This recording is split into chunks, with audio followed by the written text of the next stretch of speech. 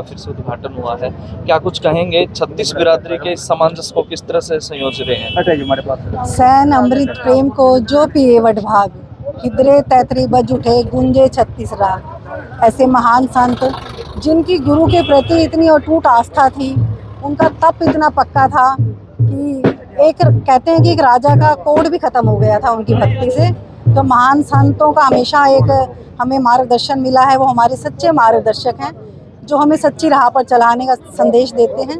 तो सैन समाज को मैं बहुत बहुत बधाई देती हूँ। तो सैन चौक का आज उद्घाटन हुआ है। ये चौक पहले से बना हुआ था और इसकी ब्यूटिफिकेशन का काम हुआ है। सैन समाज की सोच का आभार व्यक्त करती हूँ, जिन्होंने हमें इस चौक को बनाने के लिए इतना वो किया कि एक सुंदर चौक बनाया जाए ताकि गुरुओं के प्रति हमारा विश्वास और पक्का हो जाए। जो चीजें शहर कितने लाख रुपए की लागत से जो है ये 10 लाख की लागत से ये चौक सजाया गया है।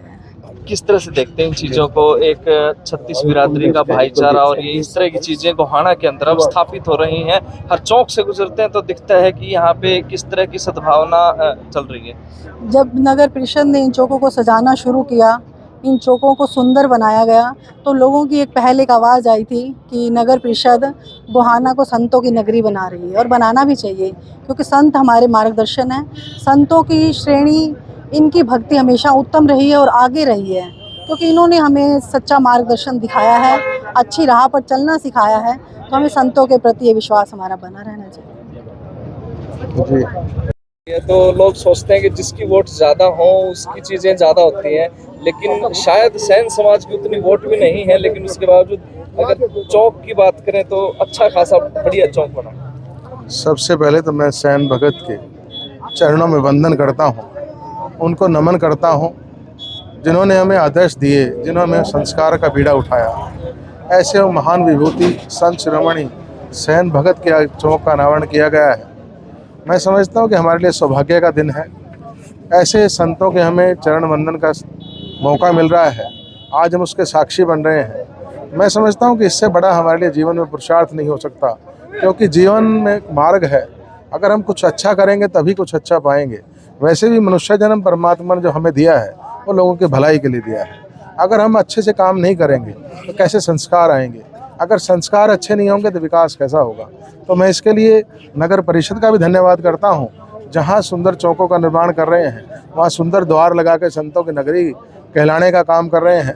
मैं इसके लिए हरियाणा सरकार का भी धन्यवाद करता हूँ, आदरणीय मुख्यमंत्री नायब सैनी जी का, पूरी हरियाणा सरकार का धन्यवाद करता हूँ, जो हमें सहयोग देने में कोई कमी नहीं छोड़ रहे हैं। तो इसके लिए उनका आभार है। आभार यहाँ सैन समिति का भी है, भाई दिलबाग बाजवान जी हैं, यहाँ से पार्षद विजय जी हैं, भाई महेंद्र जी खड़े हैं, भीम हैं, तभी सभी जो हमारे जो इस समिति से जुड़े हुए लोग हैं वो तन मन धन से लगे हुए हैं। उनका एक चिंतन था कि हमारे एक समाज का एक सुंदर चौक हो, उसी अनुरूप नगर परिषद ने एक अच्छा चौक बनवाया है। मैं उसके लिए धन्यवाद करता हूं और समाज से भी कहना चाहूँगा कि जिन महापुरुषों ने हमें आदर्श दिए, हमें उन पर चलना चाहिए। देख पा रहे थे कर्पूरी ठाकुर जी का भी मार्ग भी जो बनाया है यहाँ पे, उसका भी नाम उनके नाम पे दिया गया है और वो एक ईमानदारी की मिसाल रहे हैं। तो क्यों ना करें ऐसा, हमें परमात्मा ने, नगर परिषद ने एक मौका दिया है, परमात्मा ने एक अच्छा एक काम करने का जज्बा दिया है, तो हमें जितना काम करें महापुरुषों के लिए, उन संतों के लिए, उतना ही कम है। मैं पुनः सैन भगत जी के चरणों में वंदन करता हूँ। दिलबाग जी, जैसे ऊपर से भगवान उतरे, हरियाणा के अंदर है ना सबसे अच्छा चौक गोहाने का है जी। क्या बात।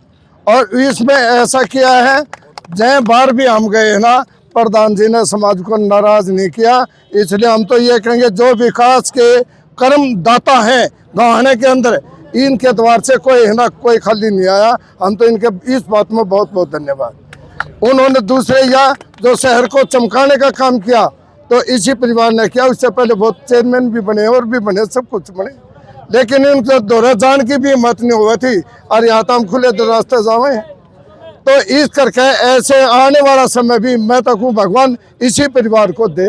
मैं तो ये प्रार्थना। उसमें पहले तो कमेटी ये खुद कर रही है, हमारे चेयरमैन साहब ने इतनी मेहनत कर रखी है ना, पीछे चौक पे है ना रेत मट्टी का तो कोई काम नहीं।